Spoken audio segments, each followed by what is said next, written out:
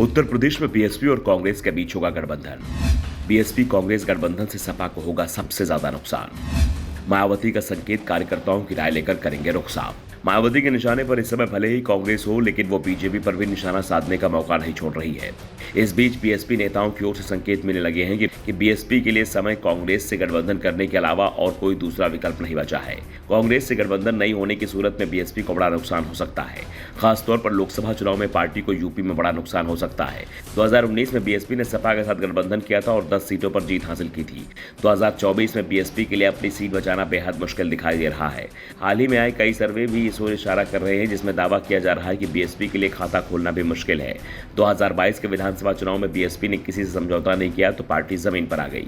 BSP बड़ी मुश्किल से एक सीट जीत पाई। पार्टी का वोट शेयर 22 से घटकर 12% हो गया। बीएसपी की टिकट की लिस्ट बीजेपी ऑफिस से जारी होता है, ये बात बार बार कहकर अखिलेश यादव ने भी मायावती का काफी नुकसान कर दिया। ऐसे में पार्टी के नेता अपने भविष्य को लेकर चिंतित है। पार्टी के अंदर अपनी रणनीति में बदलाव की मांग भी उठ रही है। दरअसल काशीराम के समय से ही बीएसपी जिस रणनीति पर चल रही थी उसी पर आज भी चल रही है।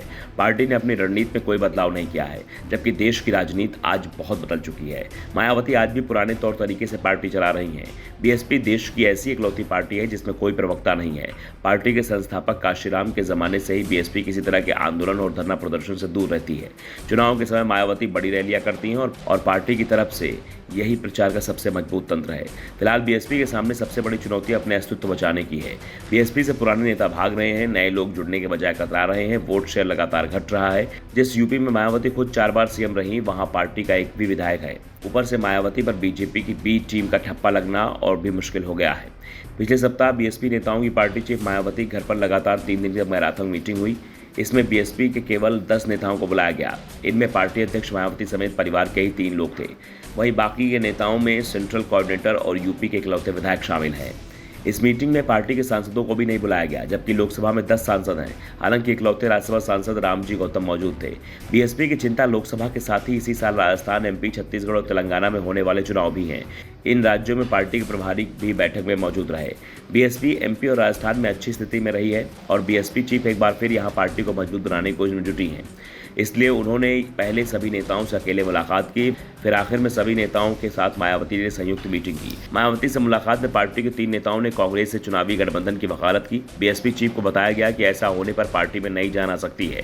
कांग्रेस से गठबंधन होने पर यूपी के अलावा राजस्थान, एमपी, छत्तीसगढ़ और तेलंगाना के चुनाव में भी फायदा हो सकता है। गठबंधन होने पर मुस्लिम वोटों का बंटवारा नहीं हो पाएगा। बीएसपी के एक सेंट्रल कोऑर्डिनेटर ने बताया कि कांग्रेस से गठबंधन को लेकर बहन जी ने उनकी बात को ध्यान से सुना पर कोई जवाब नहीं दिया। दरअसल कुछ महीने पहले राहुल गांधी ने कहा था कि वो बीएसपी से समझौता करना चाहते थे, लेकिन मायावती जी की तरफ से कोई जवाब नहीं आया। एक दौर ऐसा भी था जब उनके पिता राजीव गांधी भी बीएसपी से गठबंधन करना चाहते थे। ये बात 1989 के लोकसभा चुनाव की है। जयंत मल्होत्रा की मदद से वो काशीराम से मिले और उन्हें प्रस्ताव दिया। कई दौर की बैठकें हुई लेकिन बात नहीं बनी। कांग्रेस वो चुनाव हार गई। इसके बाद राजीव गांधी की काशीराम से मुलाकात हुई तो उन्होंने कहा कि आपके कारण हम कई सीटें हार गए। Bureau report, the such India.